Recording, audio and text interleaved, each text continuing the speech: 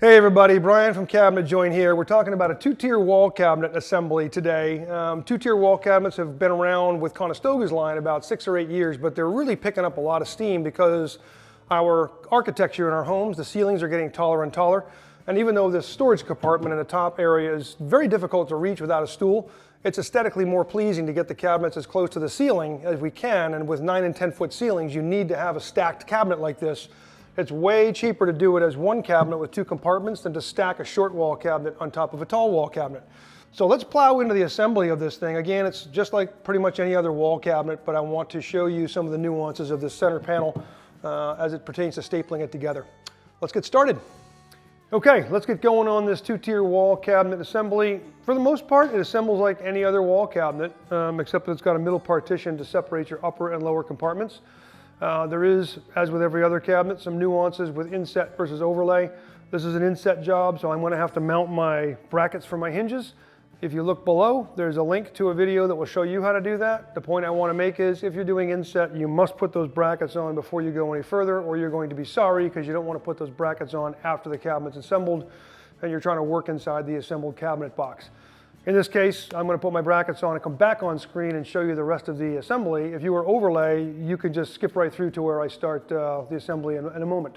Okay, so I've got my hinge brackets on. This is a single open door, so I made sure my hinge brackets were on the correct side based on my hinging, and we're ready to assemble. So as with every cabinet, bottle of glue. Type 1-2 is great, and we just run a bead of glue on the 2 shoulders, left and right side of that deeper spline groove. You're going to have a hard time trying to work around the hinges, so I often just go between them. If you're doing inset, you got to go kind of go between them. The top and bottom panels where they contact, but we want to stay away from doing it on this edge because we don't want it squeezing to the inside of the cabinet as much as we can help it. So all these panel surfaces get glue. If you are building a lot of cabinets, this assembly table I'm sitting on is really nice. It makes a nice elevated work surface to save your back, and you can crawl around on it. Okay, so once you have all your glue surfaces done, we're going to take our cabinet sides. I have a left and a right side, so this is going to go on this side. We line up our top with the front frame, top, and we just press those splines in. This is where your rubber mallet or your dead blow mallet will come in handy. Now I'm going to get the second panel. Same thing, I use my finger to line up the one end of the panel with the front frame. Tap it into place. Make sure things are nice and seated and level. And it looks like I have, the panel is a little too far this way. Perfect. Okay. Grabbing our glue bottle again. There's a dovetail here, 6 of them. We're going to start halfway and draw our glue upwards so that we don't create a mess. When we push the panel down, it'll spread that glue out nice and evenly. So starting halfway, just draw your glue bottle upwards. Okay, so I've got all 6 of my dovetails glued. Now I have my tops and bottoms and my middle partition. The difference on these is I have 2 that are finished one side only, unfinished, finished. The one that has finished both sides is my middle partition. So if you get going a little too quick, you can accidentally put the middle partition as your top and bottom, and they're really difficult to pull back out. So I'm going to locate my middle partition and set that one down so I don't screw that up. And this will be my top and bottom. So, stepping around, I'm going to put my matching or my finished interior in and my splines down, my unfinished exterior up. I line up my dovetails.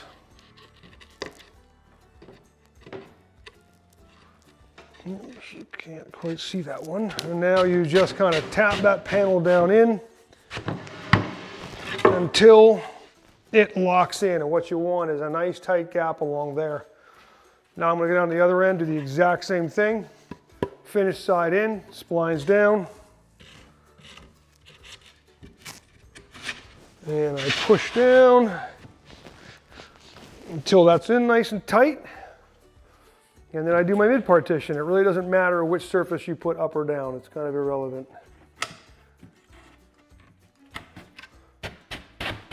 Okay.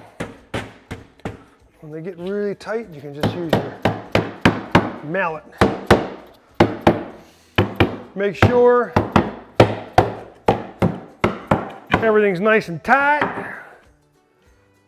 My ends are all flushed out. Good deal. Okay, grab my glue bottle again. And now we're going to glue for the back. So I'm going to glue all along here, and I want the glue bottle oriented so the flat area is up and down, because I want the glue here, not down. This is all going to get a matching, or not matching, but a finished interior against it. The glue won't bond. We want the glue on the outer wall.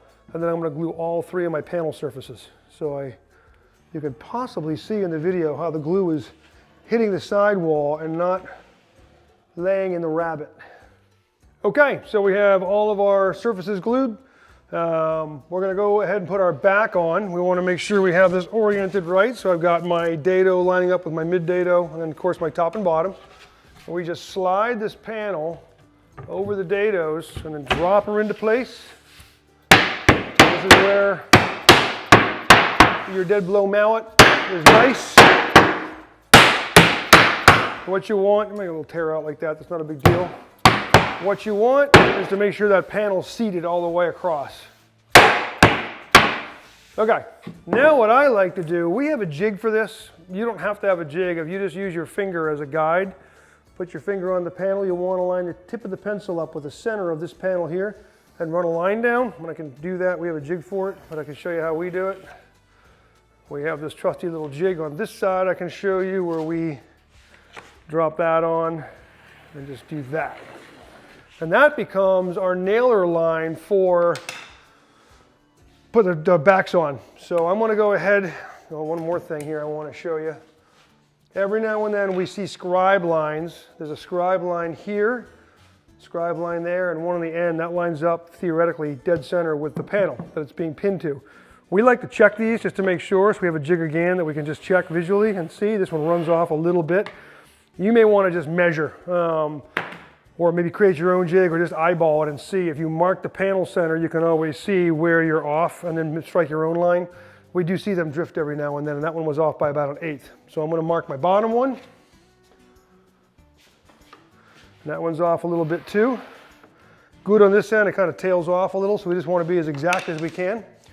Okay, so now we're going to take our stapler. I'm going to put a pin in the center of each of these panels. One there, one there, one down here. This just holds everything down tight. Now, so you can see, I'm just going to work along this scribe line. I'm going to keep firm pressure to make sure my panel is down nice and tight. Then I'm going to put a staple right on that line, about every 4 inches, all the way down.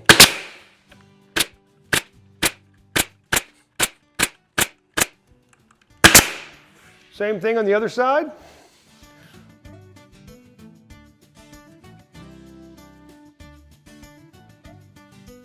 When you're stapling these scribe lines, what we want to make sure of is that our gun is straight up and down, and you want to make sure that staple is right on your line and you're not going in this way, because you don't want one of those prongs going to the inside of the cabinet. Just keep it straight up and down, not like this, not like this. Like this is much worse because you're going to blow a staple through to the inside. So about every 3 or 4 inches here. You don't have to do every 3 or 4 inches here. We put about 4 or 5 in there. That's got that dado in there to hold it nice and tight, and then the end one we do every 3 or 4 inches. That's the only real nuance to the stapling on those scribe lines. We also like on these center ones, because of that drift in the scribe line, sometimes we'll mark the center line on that dovetail before we put the back on, just mark it with a pencil here and here. And then if you see your actual scribe line on the back panel doesn't line up with that line, your mark, you can actually put a straight edge on there and put a proper scribe on. So don't always trust the scribe lines. So now all we have to do is stand the cabinet up. In this case, I'm going to roll it sideways to give you a better view of the inside. And what we're looking for now is glue squeeze out. If we had any glue back on the corners, anywhere, we want to make sure we wipe all that out real good with a wet rag. We always keep a damp rag around. And once you're comfortable with your gaps, you're sure your front frame is seated on both ends. You want that front frame fully seated. Maybe eyeball it, make sure you don't have a belly in the front frame. This would be a good opportunity to put some clamps on one or both sides, especially if one of your sides is a flush end. You might want to clamp that to make sure that frame is seated real good and nice and straight. Those kinds of things will plague you in the installation phase.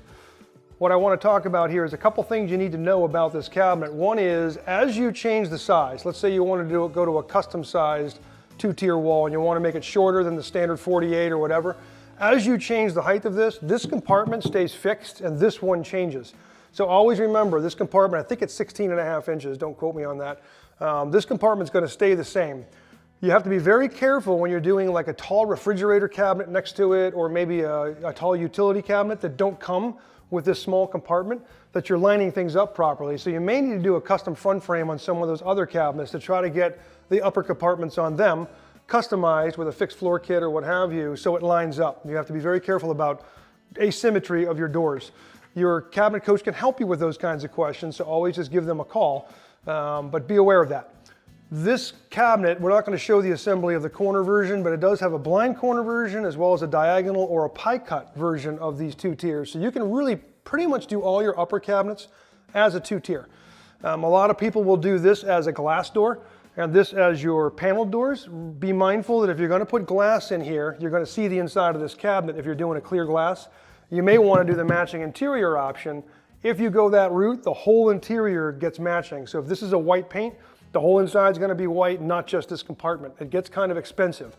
So what I typically tell customers is if you want to do glass up here, maybe keep it opaque so it still lets light through, but use like an opaque glass and just leave the standard interior to save yourself some money. So be mindful of your matching interior options. Again, cabinet coach can talk to you about that. So if you have any questions, as always, give us a shout. These TTW cabinets are super popular with all the high ceilings going on, so your cabinet coach is absolutely happy to help you design and work this out for your own kitchen. Just give us a call at 888-211-6482. Thanks for watching, everybody.